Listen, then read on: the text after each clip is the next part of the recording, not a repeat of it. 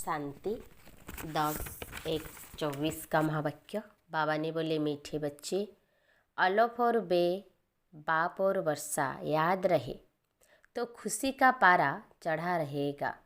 यह बहुत सहज सेकंड की बात है। प्रश्न है, बेअंत खुशी किन बच्चों को रहेगी? सदा खुशी का पारा चढ़ा रहे उसका साधन क्या है? उत्तर है, जो बच्चे अशरीरी बनने का अभ्यास करते, बाप जो सुनाते हैं उसको अच्छी रीति धारण कर दूसरों को कराते हैं, उन्हें ही बेअंत खुशी रह सकती है। खुशी का पारा सदा चढ़ा रहे, इसके लिए अविनाशी ज्ञान रत्नों का दान करते रहो। बहुतों का कल्याण करो।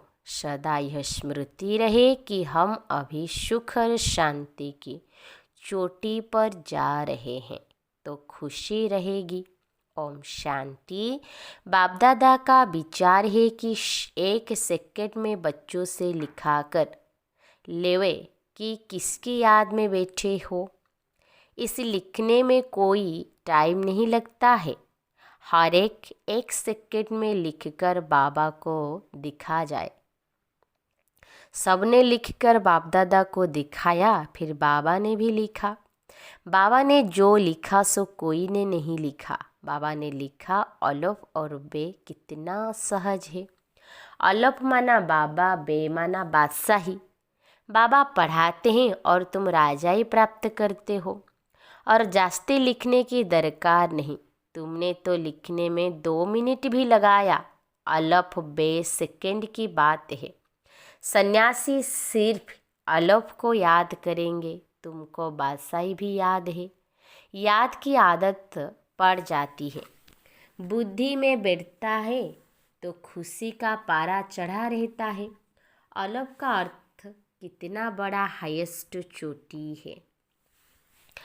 उससे ऊपर और कोई चीज़ ही नहीं। रहने का स्थान भी ऊंचे से ऊंचा है। सेकेंड में मुक्ति, जीवन मुक्ति का अर्थ भी कोई नहीं जानते। उसका भी जरूर अर्थ होगा। बच्चा पैदा होता है तो लिखते हैं इतने घंटे, इतने मिनट, इतने सेकंड हुए। टिक टिक चलती रहती है। टिक हुई अलफ बे, बस सेकंड भी नहीं लगता। कहने की भी दरकार नहीं। याद तो है ही। तुम बच्चों की इतनी अच्छी अवस्था होनी चाहिए, परंतु वह तब होगी जब याद रहेगी। यहाँ बैठे हो तो बाप और राजा ही याद रहनी चाहिए। बुद्धि देखती है, जिसको दिव्य दृष्टि कहा जाता है। आत्मा भी देखती है, बाप को आत्मा ही याद करती होगी। तुम भी बाप को याद करो तो राजा ही इकट्ठी याद आ जाएगी। कितनी देरी लगती है। यहाँ भी याद में बैठेंगे तो बहुत गदगद हो जाएंगे। बाबा भी इस खुशी में बैठे हैं। बाप को यहाँ की कोई बात याद ही नहीं। बाबा याद करते हैं वहाँ की बातें। बाबा और राजा ही जैसे कि दर पर खड़े हैं। बाप कहते हैं, तुम बच्चों के लिए राजा ही ले आया हूँ।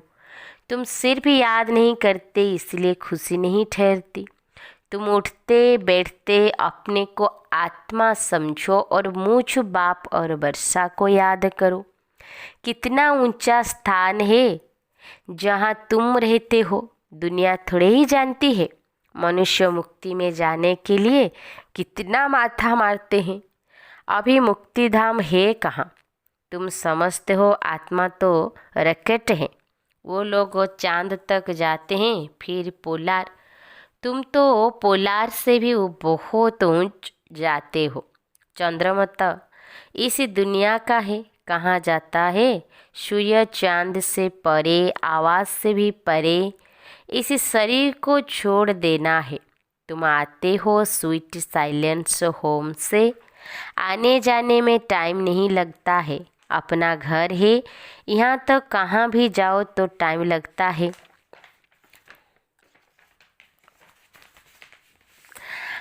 आत्मा शरीर छोड़ती है तो सेकंड में कहाँ का कहाँ चली जाती है। एक शरीर छोड़ दूसरे में जाकर प्रवेश करती है तो अपने को आत्मा समझना है। तुम बहुत ऊंच चोटी पर जाते हो। मनुष्य शांति चाहते हैं। शांति की हाईएस्ट चोटी है निराकारी दुनिया और सुख की भी हाईएस्ट चोटी है स्वर्ग। ऊंचे ते ऊंच को टावर कहा जाता है। तुम्हारा घर भी कितना ऊंचा है। दुनिया वाले कभी इन बातों पर ख्याल नहीं करते। उनको यह बातें समझाने वाला कोई है नहीं। उसको कहा जाता है शांति का टावर। मनुष्य तो कहते रहते हैं विश्व में शांति हो, परंतु इसका अर्थ नहीं जानते कि शांति कहाँ है। यह लक्ष्मी नारायण सुख के टावर में है। वहाँ कोई लोभ लालच नहीं। वहाँ का खान पान बोलना बड़ा रयाल होता है और फिर सुख भी हाईएस्ट। उन्हों की महिमा देखो कितनी है, क्योंकि उन्होंने बहुत मेहनत की है। यह एक ही नहीं है, सारी माला बनी हुई है। वास्तव में 9 लाख गाए हुए हैं। जरूर उन्होंने गुप्त मेहनत की होगी। बाप और वर्षा की याद रहे तब ही विकर्ण विनाश होंगे, परंतु माया याद करने नहीं देती। कभी काम कभी क्रोध बहुत तूफानों में ले आती है। अपनी नब्ज देखनी है। नारद को भी कहा शक्ल देखो, तो वह अवस्था अभी है नहीं, बनानी है। बाबा एम ऑब्जेक्ट जरूर बताएंगे। अंदर में पुरुषार्थ करते रहो, आगे चलकर वह अवस्था तुम्हारी होगी। अशरीर रहने की प्रैक्टिस करनी है। अब जाना है वापिस। बाबा ने कहा है मुझे याद करो। याद नहीं करेंगे तो सजाएं भी बहुत खानी पड़ेगी और फिर पद भी कम। यह है बहुत सूक्ष्म बात है। वो लोग साइंस में कितना डीप जाते हैं, क्या क्या बनाते रहते हैं। वह भी संस्कार तो चाहिए ना, जो फिर वहाँ भी जाकर यह चीज़ें बनाएंगे। सिर्फ यह दुनिया बदली होनी है। यहाँ के संस्कार अनुसार ही जाकर जन्म लेंगे। जैसे लड़ाई वालों की बुद्धि में लड़ाई के संस्कार रहते हैं तो वह संस्कार ले जाते हैं। लड़ने बगैर रह नहीं सकते। ऑफिसर के पास क्यों लगी रहती है?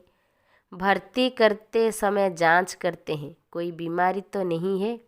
आँख कान आदि सब ठीक है। लड़ाई में तो सब ठीक चाहिए। यहाँ भी देखा जाता है कौन कौन विजयमाला का दाना बनेंगे। तुम्हें पुरुषार्थ कर कर्मातीत अवस्था को पाना है। आत्मा अशरीरी है, अशरीर बन जाना है। वहाँ शरीर का कोई संबंध नहीं, अब अशरीर बनना है। आत्माएं वहाँ से आती है, आकर शरीर में प्रवेश करती है। ढेर की ढेर आत्माएं आती रहती है। सबको अपना पाठ मिला हुआ है। जो नई पवित्र आत्माएं आती है उनको जरूर पहले सुख मिलना है, इसीलिए उनकी महिमा होती है।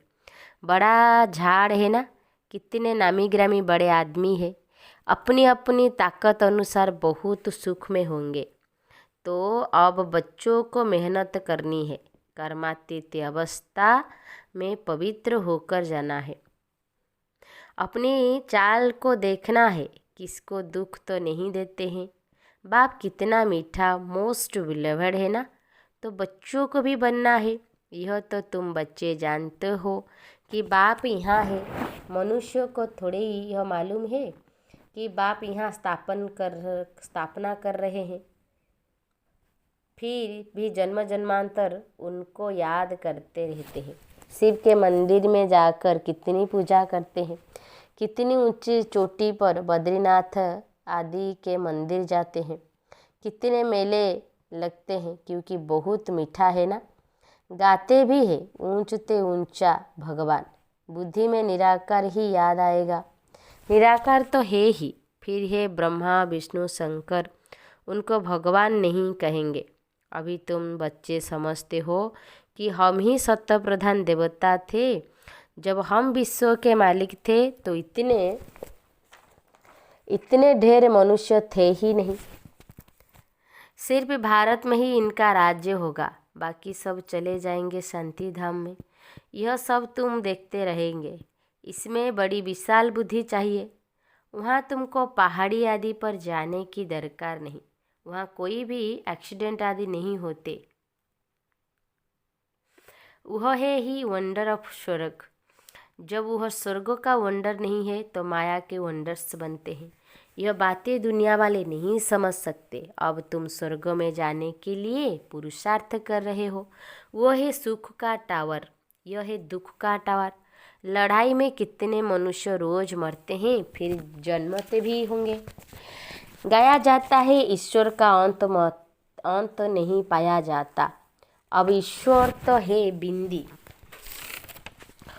उनका अंत क्या पाएंगे। बाप कहते हैं इस रचना के आदि मध्य अंत को कोई नहीं जानते। साधु संत कोई रास्ता और रचना का अंत नहीं पा सकते हैं। तुमको बाप पढ़ाते हैं, इसको पढ़ाई कहा जाता है।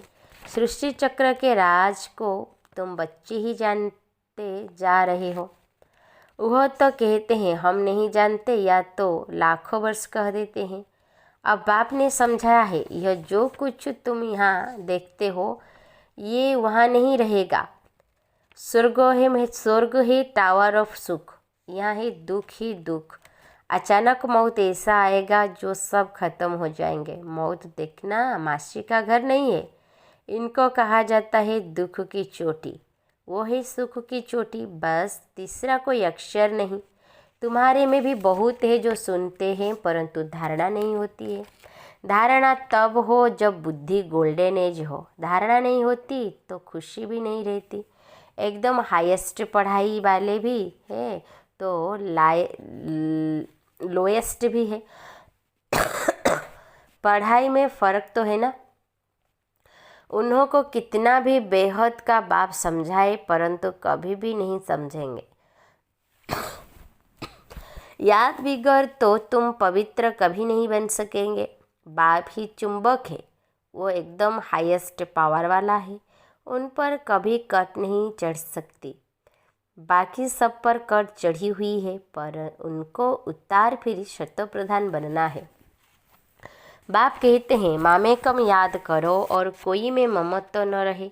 साहूकार को तो सारा दिन धन दौलत ही सामने आता रहेगा। गरीबों को तो कुछ है नहीं परंतु गरीब भी कुछ समझदार हो जो धारणा कर सके। याद बिगड़ किचड़ा कैसे निकलेगा। हम पवित्र कैसे बनेंगे। तुम यहाँ आए हो ऊंच चोटी पर जानते हो बाप की शिक्षा पर चलने से हम ऊंच सुख की चोटी पर जाएंगे। इसमें मेहनत है। बाप आते हैं टावर पर ले जाने तो श्रीमत पर चलना पड़े। पहले नंबर में इन लक्ष्मी नारायण का ही गायन है, वो एकदम टावर में होंगे। फिर कुछ न कुछ कम। नई दुनिया को ही टावर ऑफ सुख कहा जाता है। वहाँ कोई मैली चीज़ नहीं होती, ऐसी मिट्टी नहीं, ऐसी हवाएं वहाँ लगती नहीं जो मकानों को खराब करे।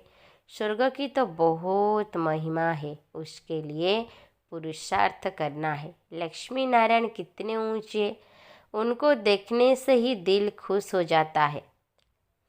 आगे चलकर बहुतों को साक्षात्कार होते रहेंगे। शुरू में कितने साक्षात्कार होते थे, कितना बाबा ने जलवा दिखाया। ताज़ादी पहनकर आते थे। वो चीज़ें तो यहाँ मिल न सके। बाबा तो जोहरी है। आगे जो 50,000 में मणि लेते थे वह अब 50 लाख में भी न मिले। तुम स्वर्ग के लिए पुरुषार्थ कर रहे हो। हाँ, वहाँ अथाह सुख है। बाप इतना पढ़ाते हैं परंतु बच्चों में रात दिन का फर्क पड़ जाता है। कहाँ राजा रानी, कहाँ दास दासियाँ। जो अच्छी रीति पढ़ते और पढ़ाते हैं वह छिपे नहीं रह सकते हैं। झट कहेंगे बाबा हम फलानी जगह जाकर सर्विस करते हैं। सर्विस तो ढेर पड़ी है, तुम्हें इस जंगल को मंगल बनाना है। रोटी टुकड़ खाना न खाया यह भागे सर्विस पर। धंधे वाले लोग ऐसे करते हैं। अच्छा ग्राहक आ जाता है तो फिर खाया न खाया भागे। धन कमाने का शौक रहता है। यह तो बेहद के बाप से अथाह धन मिलता है। भले थोड़ा टाइम पड़ा है परंतु कल शरीर छूट जाए कोई भरोसा नहीं है। विनाश तो होना ही है। तुम्हारे लिए तो मेरुआ मौत मलुका शिकार। तुम्हारी खुशी का पारवार नहीं। तुमको बेअंत खुशी होनी चाहिए। तुमको बहुतों का कल्याण करना है। पिछाड़ी को कर्मातीत अवस्था होनी है। तुम याद करते करते अशरीर बन जाएंगे, तब अनायास ही उड़ेंगे।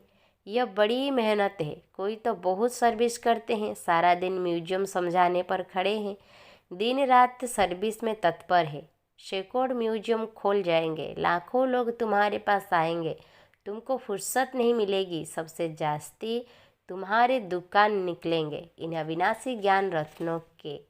अच्छा मीठे मीठे सिकिल दे बच्चों प्रति माता पिता बाप दादा का याद प्यार और गुड मॉर्निंग। रूहानी बाप की रूहानी बच्चों को नमस्ते। हम रूहानी बच्चों की रूहानी बाप दादा को याद प्यार गुड मॉर्निंग, नमस्ते नमस्ते नमस्ते।